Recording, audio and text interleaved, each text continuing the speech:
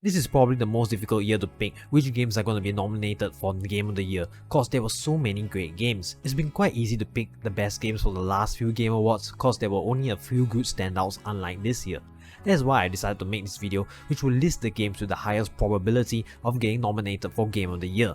I'll be ranking them according to how much critical acclaim they have been getting, so it's not really a list of my personal picks for the Game of the Year award. So without further ado, let's get on with the video. Baldur's Gate 3 is definitely getting nominated for Game of the Year, and I'm not surprised if it actually wins it. This is because it's one of the highest rated games of the year across multiple outlets, and most people are saying that this game pushes the CRPG genre to the next level.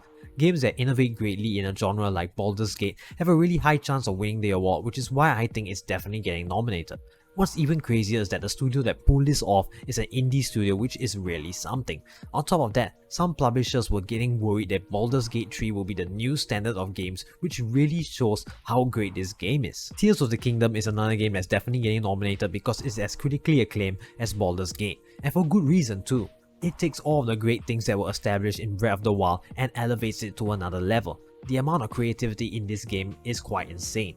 I love how they gave us so many different options to solve puzzles, and it's one of the games that makes you think on a creative level. I was worried they would not have been able to surpass Breath of the Wild since it was such a great game, but I'm glad to have been proven wrong. Resident Evil 4's remake is probably going to be nominated as well. I know a lot of people will be against this since it's a remake, but the Resident Evil 2 remake got nominated in the year it came out, so I don't see why Resident Evil 4 can't be nominated this year as well. It has universal acclaim, and for good reason. They have added quite a few new things like new scenarios, remade graphics, and some quality of life changes while keeping the original vision of the game intact. I think it's done enough to feel like a new experience while being faithful to the original, which is why I think it will be one of the nominees. Super Mario Wonder has a very high chance of getting nominated as well. It has tons of positive reviews across the board, and fans are mostly satisfied. It brings a lot of the classic elements of the past games while introducing some new elements. You can play as so many characters as well, and there are tons of new items and power-ups. I'm sure this game will impress you if you're a Mario fan, and I'm glad it's getting received well. The next game that I think will be nominated is Spiderman 2. This game is just as good as its first iteration, and the reviews reflect it. The new symbiote suit was a nice addition to the game, and I love how they improved upon their great traversal system. There are definitely some setbacks, but overall it's a great experience, and it's a big game from PlayStation, so I think it has quite a high chance of being nominated. The last game that I think will be nominated is Alan Wake 2. This has lived up to everyone's expectations and provides us with a unique horror experience that feels unsettling at times.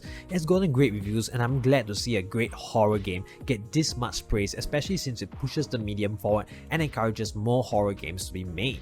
So yeah, those are the games that I think most likely will get the Game of the Year nominations, but it's definitely possible that some games get replaced because I left out Starfield, Street Fighter, and Final Fantasy 16.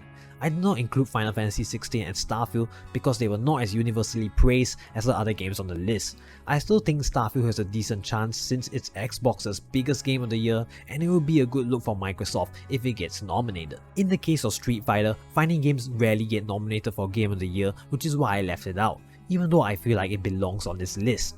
At the end of the day though, this is just my opinion, which is why I would love to hear yours in the comments below.